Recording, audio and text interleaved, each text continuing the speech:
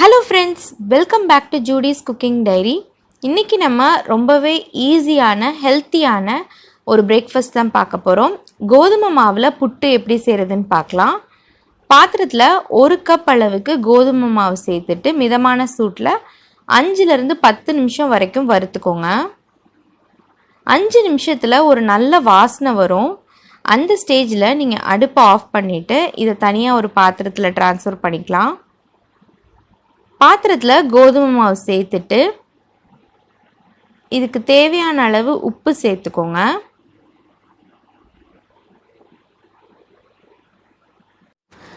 தேவையான அளவு உப்பு சேர்த்துட்டு தண்ணியை நல்லா கொதிக்க வச்சுக்கோங்க. கொஞ்சம் கொஞ்சமாக தண்ணி சேர்த்து கரண்டி வச்சு கிளறி விட்டுக்கோங்க. மொத்தமாக நிறைய தண்ணி ஊற்றிடக்கூடாது. ட்ராப்பாக ஊற்றி ஒரு கரண்டி வச்சு மிக்ஸ் பண்ணிக்கோங்க.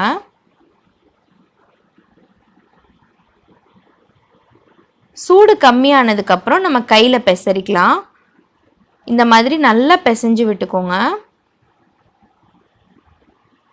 எந்த புட்டு செஞ்சாலும் அதுக்குரிய பதம் பார்த்தீங்கன்னா இந்த மாதிரி கெட்டியாக பிடிச்சிங்கன்னா அது நல்லா டைட்டாக உருண்டையாக வரணும். அதே சமயம் உதுத்து விட்டிங்கன்னா நல்லா பொலன்னு உதிர்ந்து கொட்டணும். அதுதான் கரெக்டான ஒரு பதம். இது எல்லா புட்டுக்கும் இதே கன்சிஸ்டன்சி தான். இப்போ நமக்கு கரெக்டான டெக்ஸ்சருக்கு வந்தாச்சு. இதை ஒரு மிக்ஸி ஜாரில் ட்ரான்ஸ்ஃபர் பண்ணிவிட்டு ஒரே ஒரு சுற்றிட்டு எடுத்து வச்சுக்கோங்க.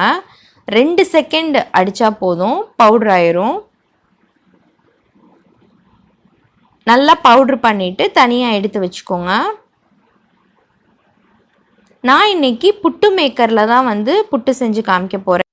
புட்டு மேக்கர் இல்லைன்னா நம்ம இட்லி பானையில் கூட வேக வச்சுக்கலாம். தட்டில் இட்லி துணி விரித்து அது மேலே மாவை நல்லா ஸ்ப்ரெட் பண்ணி விட்டுட்டு அதுக்கு மேலே தேங்காய் துருவல் போட்டு வேக வைக்கலாம். நான் இன்றைக்கி உங்களுக்கு புட்டு மேக்கரில் செஞ்சு காமிக்கிறேன். 2 ஸ்பூன் தேங்காய் துருவல் போட்டு 5 ஸ்பூன் மாவு போட்டுட்டு மறுபடியும் 2 ஸ்பூன் தேங்காய் துருவல் 5 ஸ்பூன் மாவு இதே மாதிரி போட்டுக்கிட்டே வரணும். இந்த புட்டு பார்த்திங்கன்னா அரிசி புட்டு மாதிரியே ரொம்ப டேஸ்டியாக இருக்கும். அதை விட ரொம்ப ஹெல்த்தியான ஒரு ஆப்ஷன். கண்டிப்பாக இந்த பிரேக்ஃபாஸ்ட் ரெசிபி உங்கள் வீட்டில் ட்ரை பண்ணி பாருங்கள். குவிக்காக நம்ம செஞ்சிடலாம். அவ்வளோதான், நம்ம மேலே வரைக்கும் தேங்காய் துருவல் போட்டாச்சு. இதை மூடி போட்டு 10 நிமிஷம் அடுப்பில் வச்சு எடுத்துடலாம்.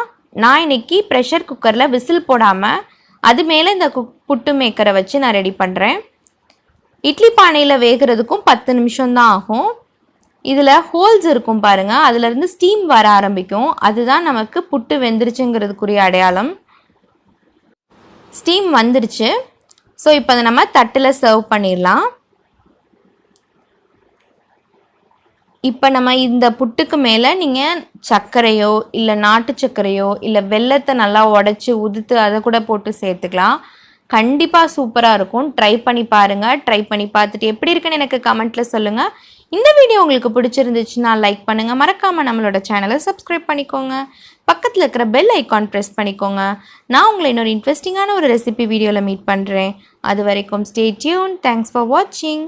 பாய்.